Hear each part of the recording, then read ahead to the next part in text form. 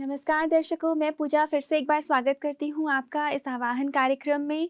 दर्शकों, कहा जाता है कि खुशी उन्हें नहीं मिलती जो ज़िंदगी अपनी शर्तों पर जीते हैं, बल्कि खुशी उन्हें मिलती है जो दूसरों के लिए अपनी ज़िंदगी की शर्तों को बदल लेते हैं। पर किनके लिए हम अपनी ज़िंदगी की शर्तों को बदल सकते हैं? कौन ऐसा हमें मिल सकता है इस जीवन में जिस पे हम विश्वास कर सकते हैं? तो आइए दर्शकों, आज की ये कड़ी हम शुरू करते हैं।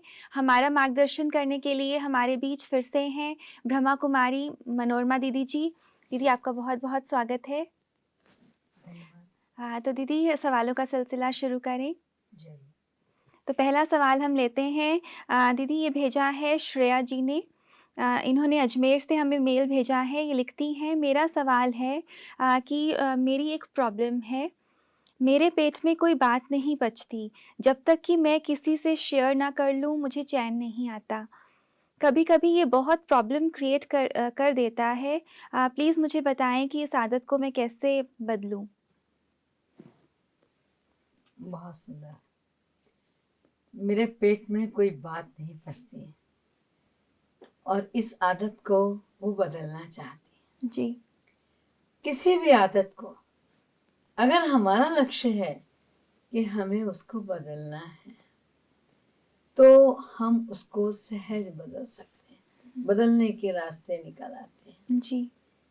बात पचती नहीं है, भला क्यों? जब भी कभी किसी दूसरे के प्रति कोई भाव हमें दिए जाते हैं और कहीं साथ में ये कह दिया जाए कि ये बात किसी से कहना नहीं, हुँ। तो मन की एक आदत है, वो रिएक्ट करता है, कोशिश करता है किसी दूसरे को भी बता दिया जाए जी। ये इन्होंने क्यों कहा है कि ये बात किसी से कहना नहीं। हुँ। लेकिन बताते समय इतनी सावधानी जरूर रखता है अगला व्यक्ति, सुनिए आपको ही कहा है, किसी से कहिएगा नहीं। हुँ। और ये इन शब्दों के साथ ये बातों का सिलसिला न जाने कहाँ से कहाँ पहुंच जाता है। जी। तो पहली बात तो ये हम अपने ही आप से समझ लें, हमें समझौता करना पड़ेगा कि कभी भी कोई भी बात गोपनीय नहीं रहती। हुँ। कभी कहीं कोई बात गोपनीय नहीं रहती। एक राजा को कान नहीं था तो उसको अपने बाल ठीक करवाने थे। उन्होंने कहा ऐसे बार्बर को लेके आना जो कि कुछ भी अगर देख के जाएगा बाहर नहीं बोलेगा। हुँ। बोला ठीक है साहब। वो आया और उसने उनके बाल बनाए और ये देखा कटिंग करने लगा, सर के बालों के एक कान नहीं है। तो अब उसको अगर वो समाज में कहता, जान से मार दिया जाता। जी। कहते वो जंगल में जाके बोला राजा को कान नहीं है, हुँ। राजा को कान नहीं है, राजा को कान नहीं है। खुदा न खास्ता जब वो पेड़ काटा गया, उसके वाद्य यंत्र बने, जब बजाए गए तो उनसे ध्वनि निकल रही थी राजा को कान नहीं। जी। राजा ने कहा कहीं तो किसी ने कुछ कहा ही है ऐसे हुँ। कैसे। तो ये बात का न पचना और बात का कहा जाना। तो अगर हम कभी भी कोई भी बात किसी को इस सिक्योरिटी के साथ, इस सिक्योरिटी के साथ कहते हैं आप जी। कहिएगा नहीं, हुँ। तो इसको गोपनीय आपने रखा नहीं, आपके मुख से निकली और 10 तक पहुंच गई, हुँ। कल तक वो सारे बाजार में आम हो जाएगी। हमको इस आदत को छोड़ना है तो सबसे अच्छी तरीके की बात यह है कि हम उसे उस प्रभु को समर्पित कर दें। जी।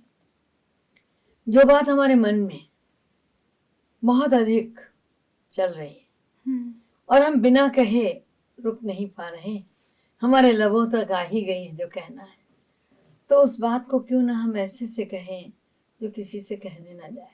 जी। और वो संसार में मानवीय व्यक्ति नहीं बल्कि जगत नियंता है। वो एक ऐसी हस्ती है जिसे मनुष्य अपना सब दुख दर्द सुनाता है, वो किसी से शेयर नहीं करता। जी। तो यदि हमें इस आदत को बदलना है तो नियमित तौर से हम अपने मन की सारी आस, सारी आकांक्षाएं, सारी बातचीत प्रभु को समर्पित कर दें। हुँ। तो हमने कहीं कह दिया, न गैस बनेगी न विस्फोट होगा, हुँ। क्योंकि वो गैस पास ऑन हो गई है, आप निकाल चुके हैं अपने मन की बात उस जगत नियंता के सामने। जी।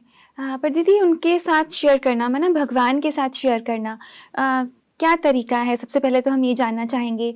फिर उनसे रिस्पॉन्स हम कैसे लें? माना शेयर हम तभी करते हैं कहीं न कहीं कि हमें कोई डिसीज़न चाहिए होता है या कोई राय चाहिए होती है। जिस जगत नियंता को हम तुमेव मातश्च पिता तुमेव कहते हैं, हुँ, तुमेव बंधुश्च सखा तुमेव, तुमेव विद्या द्रविणम तुमेव, तुमेव सर्वम मम देव देवा।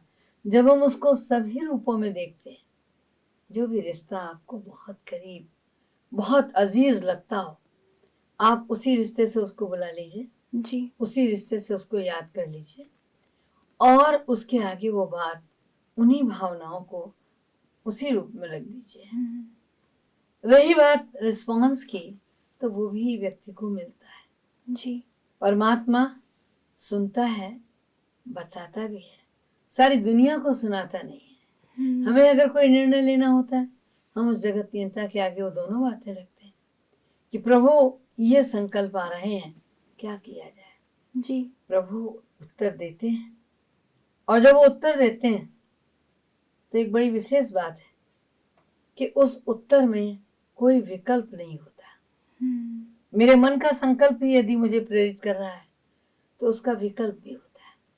मैं ऐसा करूं ऐसा हो जाए तो, मैं ऐसा करूं ऐसा हो जाए हुँ, तो ये तो लगा रहता है। जी। लेकिन जब जगत नियंता की ओर से कोई भावना, कोई संकल्प हमें प्रति उत्तर के रूप में मिलता है, तो वहां विकल्प की कोई संभावना नहीं होती। जी। याद है। दीदी हमें पता कैसे चले कि भगवान हमें आंसर कर रहे हैं या हमारे साथ शेयर कर रहे हैं? मैंने बताया ना कि ऊपर वाला जब देता है तो उसमें अगर मगर नहीं होता। जी। मतलब प्रैक्टिकली क्या टच तरीका है? टच तो आपको ही होगा, हुँ, टच आपको ही होगा। आप जब मेडिटेशन करेंगे और उस समय उन्हें दे देंगे कि आज मुझे ये संकल्प आया है, जी। प्रभु आप समझो इसको, हुँ, मैं क्या करूं। दो बातें हैं, मैं इस ऑफर को चुनूं या उस ऑफर को। जी। तो परमात्मा जब किसी भी ऑफर को टिक करेगा तो आपको उस ऑफर में कहीं से कोई कमी नजर नहीं आएगी, जी। कोई विकल्प नहीं होगा हुँ, और आपके अपने मन की भावनाएं होंगी तो उनमें बहुत सारे विकल्प भी होंगे। जी। ये पहचान है। जी दीदी। पर दीदी हम अगर देखें तो कितने लोग हैं जो मेडिटेशन नहीं करते हैं। है ना? मंदिरों में जाते हैं, गुरुद्वारे जाते हैं अपनी-अपनी जो भी उनके धर्म अनुसार, तो वहाँ जाकर भी ये ऐसे बात की जा सकती है भगवान से? नेचुरल लोग विचार करते हैं कि भगवान का प्रतिनिधित्व है करती हुई मूर्ति हमारे सामने, जी। उसमें प्राण प्रतिष्ठा की गई है, हुँ। भगवान का प्रतिरूप है, वहां जाके ही हम कहे हैं। जी, वहाँ जाकर भी हम शेयर कर सकते हैं, हमें जवाब मिलेगा। वहां जाकर के लोग शेयर करते हैं। जी। अधिकांश जनता जो भक्ति करती है हुँ, वो मंदिर में जाके शेयर करती है। जी। अगर उसे प्रति उत्तर नहीं मिलता फिर लोगों के पास जाते तब हैं। वो पुजारी जी के पास जाती है, हुँ, तब वो मंदिर के महंत के पास जाती है जी। मानवीकरण करने के लिए अपनी बात को। अन्यथा मंदिर में भी लोग कहते हैं। जी। तो दीदी जैसे आपने कहा मेडिटेशन के थ्रू भी होता है और ऐसे प्रार्थना के थ्रू भी होता है, तो कौन-सा सही तरीका है? बेस्ट तरीका कौन-सा है या दोनों ही सही हैं? मेडिटेशन के थ्रू 2x2 है, हुँ, आंसर जो मिलेगा बहुत सटीक और उपयुक्त मिलेगा। जी। कोई भी आवाज यदि आप बाहर की सुनना चाहती हैं तो आपको अंदर गहन शांति चाहिए। हुँ, यदि अंदर भी गहन शोर है और बाहर भी शोर है तो कोई एक दूसरे की आवाज नहीं सुन सकता। जी। मेडिटेशन में जब अंदर शांति हो जाती है तो निश्चित है कि बाहर अगर सुई भी गिरेगी तो उस आवाज को हम सुन पाने में सक्षम होंगे। जी। बहुत सुंदर बात आपने बताई कि मेडिटेशन हमारे अंदर बहुत शांति लेकर आती है। इसी वजह से हम परमात्मा से कन्वर्सेशन या शेयरिंग कर सकते हैं। पर दीदी क्योंकि आजकल इंसान के पास इतना समय नहीं है और शोर हर इंसान के अंदर है, बहुत ज़्यादा है और बहुत सी बातें हैं जो हम इंस्टेंटली शेयर करना चाहते हैं कि कोई हमारी बात सुने। तो उस माहौल में, ऐसी कंडीशन में हमें कोई शॉर्टकट मेथड बताइए? देखिए, मेडिटेशन से अधिक शॉर्टकट कुछ भी नहीं है, जी। ये तो आप मान के चलिए। हुँ, ये वो ईमेल है जो मेमोरी के माध्यम से आप भेजते हैं, जी। और आपके मन में जितना इनपुट होगा उतना आउटपुट होगा। जी। कंप्यूटर में जब आप फीड करते हैं तभी उधर से निकलता है। हुँ, अगर आपने कुछ वर्क किया ही नहीं है तो कंप्यूटर आपको कोई आउटपुट नहीं देगा। जी। मन के अंदर जो संकल्प उठते हैं वो जगत नियंता के आगे मेडिटेशन के माध्यम से रखते हैं, तो हुँ, आउटपुट आता है। जी, अगर इनपुट ही नहीं है तो आउटपुट क्या होगा? जी, और सबसे मैं समझती हूँ आधुनिकतम स्थिति है कंप्यूटर की, जी। तो मन की भी मनुष्य की वही स्थिति है। हुँ, मन की तुला पर जैसे ही संकल्प रखता है तो वो इनपुट और आउटपुट की तरह ये स्वरों का जी। बहुत अच्छा दीदी कि ये बहुत सही तरीका है कि अगर हम जो भी संकल्प परमात्मा को याद करके करते हैं, उसका उत्तर हमें संकल्प के रूप में ही मिलता है और हमें कैसे पता चले कि वो सही उत्तर है, हमारे लिए ही है, वो संकल्प हमें कहीं न कहीं संतुष्टता देता है। दीदी एक चीज़ हम पूछना चाहते हैं कि दूसरों को बताने की आदत जैसे इन्होंने हमें बताया श्रेया जी ने, ये एक आदत है, हैबिट है। तो इस हैबिट को कैसे चेंज करें? इस हैबिट को चेंज करने के लिए भी वही बात है जी। कि मेडिटेशन इज मस्ट। हुँ, जब तक आप मेडिटेशन नहीं करेंगे तब तक आपका व्यक्तित्व बहिर्मुखी रहेगा, और बहिर्मुखी व्यक्ति बिना बात किए रह नहीं सकता, जी। बिना अपने पेट में बात पचाए रह नहीं हुँ, सकता, वो जरूर दूसरों से कह देगा। तो इसके लिए हमको अपनी दिनचर्या में एक मोड़ लाना पड़ता है कि जितना आवश्यक है आप उतना ही बोलें, जी। बाकी अपनी इंद्रियों को अंतर्मुखी रखें। हुँ, आप इसे दूसरे ढंग से ले सकती हैं कि हमारी एनर्जी बहुत ज़ाया होती है। हुँ, 1 घंटे बोलना और 16 किलोमीटर चलना इक्वल स्टेटस है आपकी थकान का। जी। तो जब आप अंतर्मुखी होंगे तो आप नेचुरल है सही वेट कर पाएंगे। जी।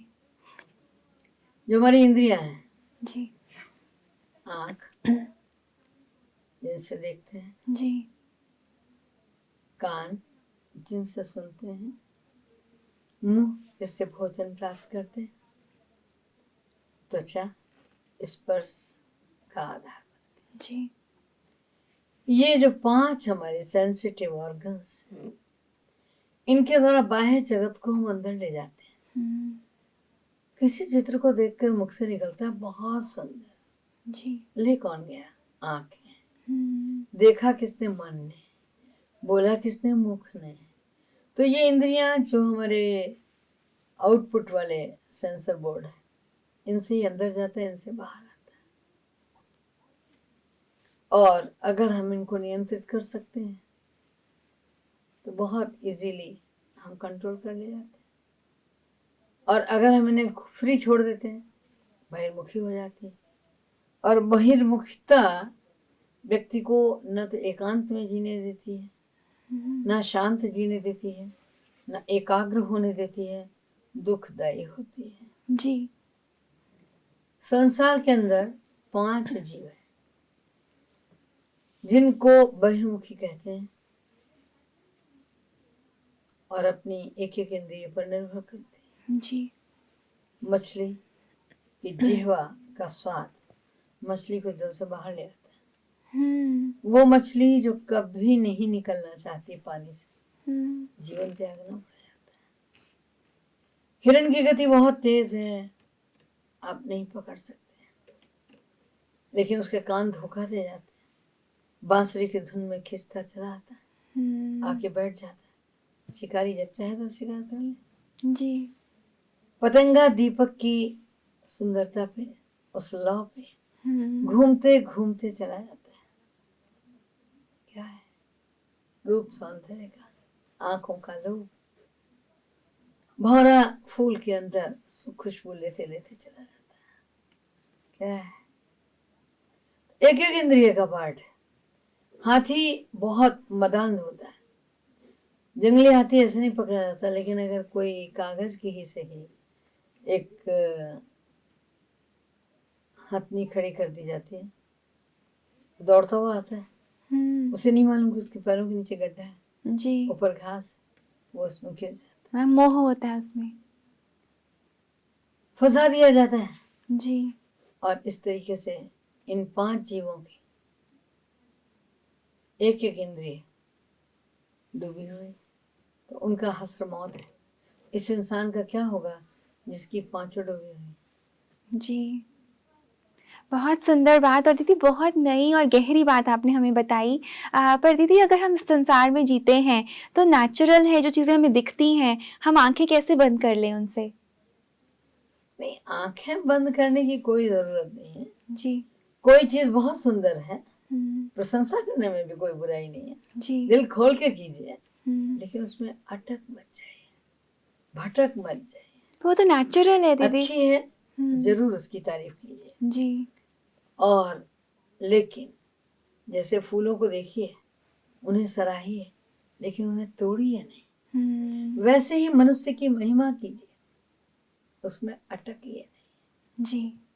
अटकने से भटकाव पैदा होगा। हुँ। दूसरी बात, इस चित्र को आप देखते हैं, बहुत सुंदर है और उसकी सुंदरता खींचती हुई है, लेकिन मन में एक प्रश्न तो आता है, इतना सुंदर चित्र बनाया किसने। जी।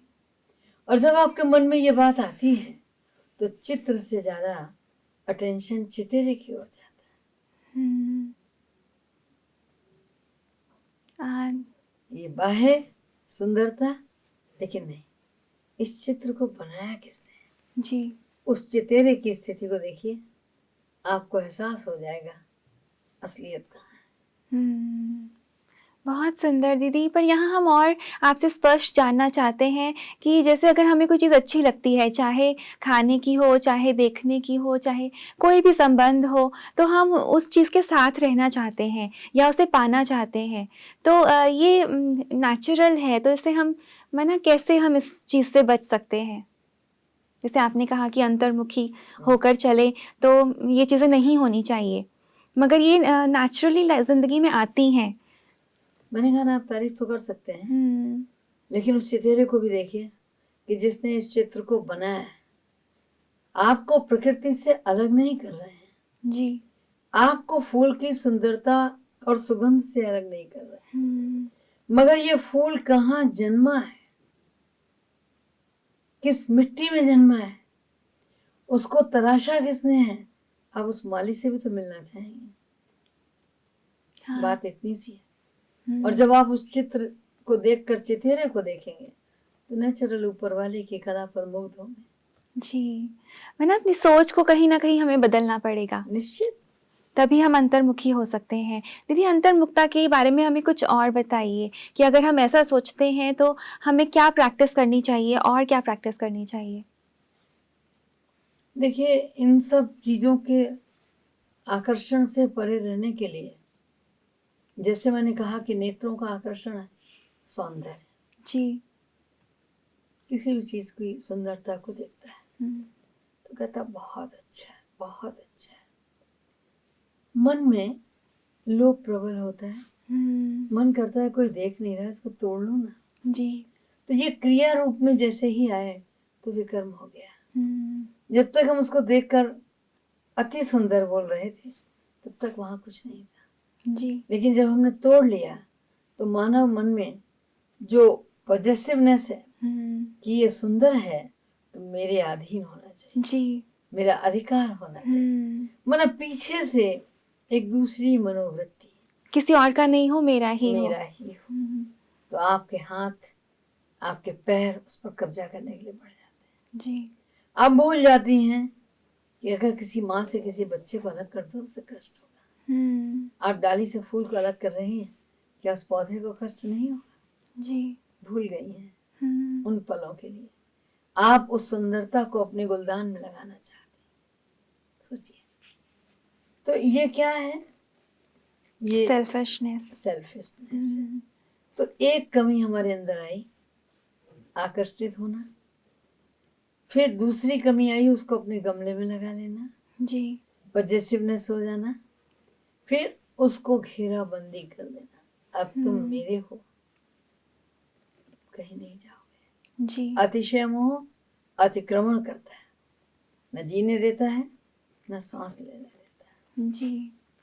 बहुत सुंदर दीदी, ये बातें सुनने में तो बहुत अच्छी लग रही हैं, माना ये सही भी हैं, ये ज्ञान बहुत अच्छा है, पर प्रैक्टिकली दीदी कंट्रोल नहीं होता इंसान। अगर हम कॉमन मैन को देखें, कोई भी चीज़ के अगर हम अट्रैक्ट होते हैं या हम पाना चाहते हैं, जो आप हमें बता रहे हैं, पर प्रैक्टिकली वो चीज़ हम कंट्रोल नहीं कर पाते। उसका क्या तरीका है कि हम खुद को कंट्रोल कर पाएँ, जानते हुए कि जो हम करने जा रहे हैं वो गलत है?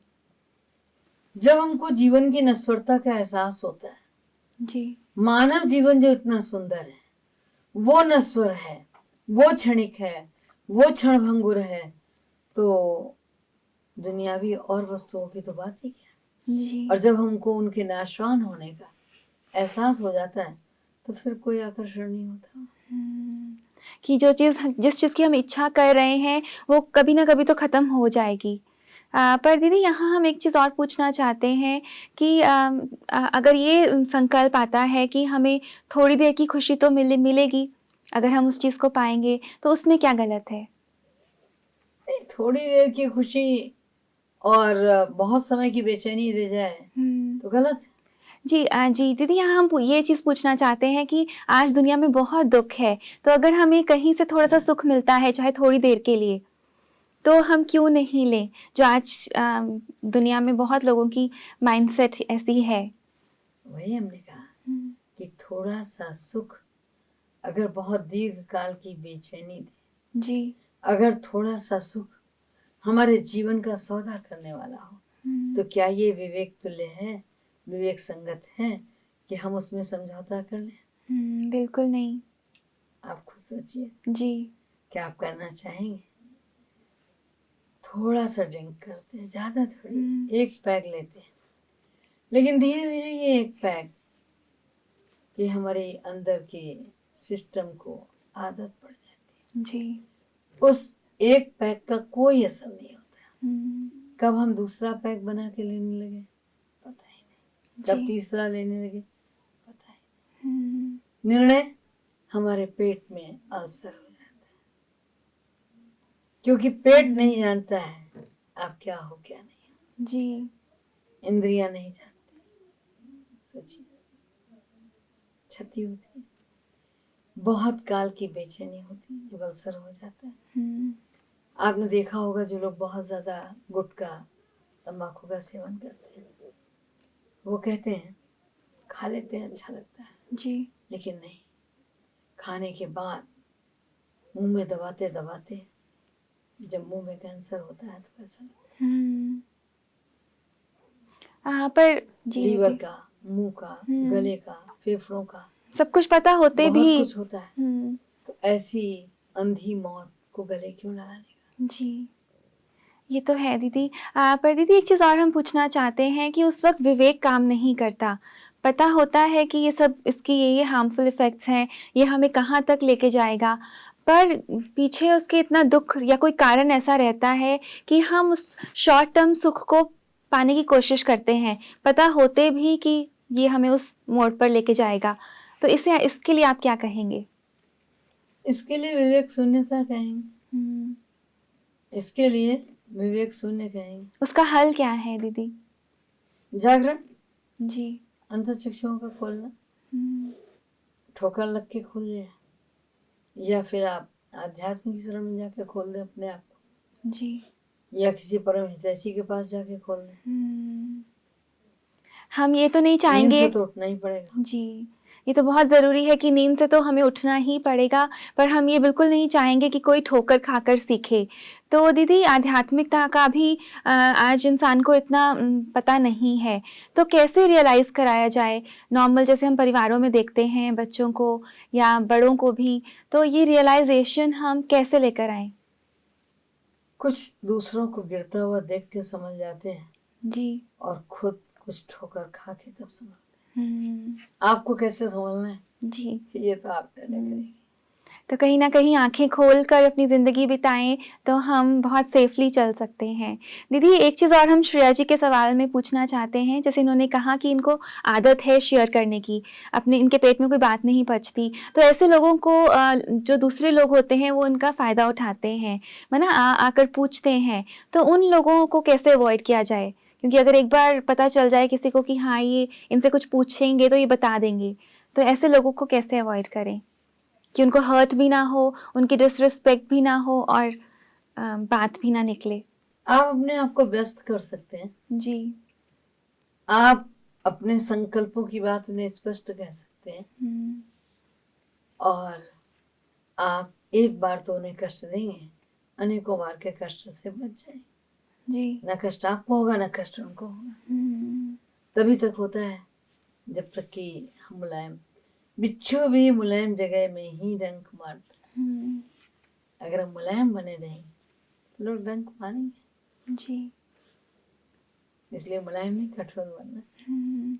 तो दीदी, कठोरता अगर हम लाएँगे, वो कहीं न कहीं दूसरों को हर्ट करेगा और हमारी पर्सनैलिटी बहुत रूड पर्सनैलिटी बन जाएगी। तो ये क्या सही है? नहीं, ऐसा भी नहीं है। संसार इतना भी बुरा नहीं है। जो लोग सिद्धांत प्रिय हैं वो जी, आपकी इज्जत करेंगे, और अगर कोई दूसरा परेशान करेगा तो आपके आड़े आएंगे और वो साफ कहेंगे कि भाई वो ऐसा नहीं करते, आप उन्हें परेशान नहीं करो।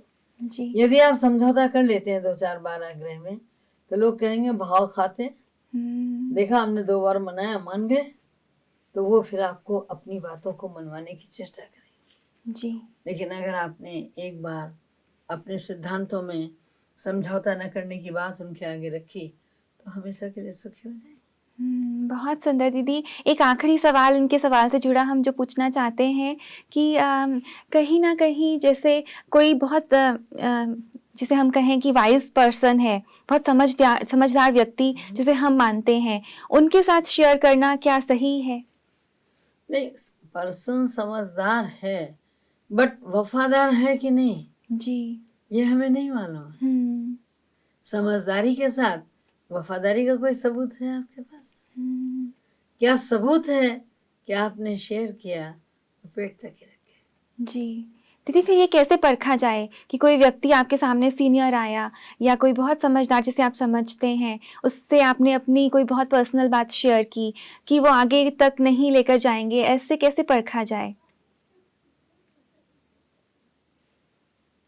मैं समझती हूँ कि इसके परखने की आवश्यकता ही नहीं है। हुँ, आपको पहले ही कहा कि या तो व्यक्ति धोखा खा के संभलता है, जी, और या फिर व्यक्ति किसी को गिरता हुआ देख के संभलता जी। है। तो उतना से ही इशारे से काफी है, हुँ। समझदार को इशारा काफी। जी, बहुत सुंदर। तो श्रेया जी, हमें उम्मीद है कि आपको ये बात समझ में आई है कि कहीं न कहीं बातें शेयर करना या बातें बताना ये गलत है, और अगर आप शेयर करना चाहते हैं तो भगवान हैं, उनसे शेयर कीजिए, आपको उत्तर ज़रूर मिलेगा, बशर्ते आपको सही तरीका पता है। और कहीं न कहीं जैसे दीदी ने हमें बताया कि अंतर्मुखता का गुण बहुत मेजर रोल प्ले करता है कि जो बातें हम नहीं शेयर करना चाहते उन्हें हमें मदद करने के लिए। तो अंतर्मुखता, जैसे हमें दीदी ने बताया कि हम बाहर की बातों को देखते हुए भी ना देखें, है ना? वो हमारे मन में, हमारी बुद्धि में ना जाएँ और अंदर ही अंदर हम भगवान के साथ अपना कनेक्शन जोड़ें, जिसे हम आध्यात्मिकता कह सकते हैं। दीदी, एक चीज़ और हम पूछना चाहते हैं कि जैसे जिस व्यक्ति में समझ ही नहीं है सही-गलत की, परखने की भी शक्ति नहीं है उसमें, है ना? खुद के डिसिज़न्स भी नहीं ले पाते या काफ़ी उम्र वो दूसरों के डिसिज़न्स पर ही चलते आए हैं। अपने डिसीजंस लेने की क्षमता ही नहीं है। तो वो मेडिटेशन के थ्रू जैसे भगवान से या इस आदत से वो कैसे वो डिसाइड निरंतर करें? अभ्यास से, मेडिटेशन से अपनी समझ को विकसित कर सकते हैं। जी। अच्छे साहित्य और अच्छे अध्ययन से कर सकते हैं। हुँ, अच्छे लोगों का सानिध्य पाके कर सकते हैं, जी। और समाज में घट रही घटनाओं से हुँ, सबक लेकर कर सकते हैं। जी। जी, दीदी, बुद्धि को बहुत तो विकसित करना होगा ना। हुँ। माना बुद्धि को तो कहीं न कहीं अपने लिए विकसित करना ही पड़ेगा, ये बहुत ज़रूरी है। पर दीदी आज दिन अगर हम देखते हैं जॉइंट फैमिलीज़ में संयुक्त परिवार कितने बड़े-बड़े हैं, वहाँ पर अगर हम शेयरिंग नहीं करते हैं, तो उसको बहुत कोल्ड पर्सनैलिटी कहा जाता है। माना कि बहुत ही अपने आप में सेल्फ़िश, तो कहीं न कहीं ज़रूरी हो जाता है शेयरिंग करना कि हमारे साथ क्या हो रहा है। पूजा जी, आजकल जॉइंट फैमिली है ही नहीं। जी, आजकल कहीं जॉइंट फैमिली नहीं है। लोगों ने इसे न्यूक्लियर पॉइंट बना दिया जी, है। ये तो सच है। फैमिली भी हुँ, बहुत ही पॉइंट वाइज हो गई है। रही बात कोल्ड पर्सनालिटी की, तो जॉइंट फैमिली में कोल्ड पर्सनालिटी का बड़ा महत्व होता है, जी। क्योंकि वो सहता है, वो कहता नहीं है, हुँ, सबका प्रिय पात्र बना रहता है।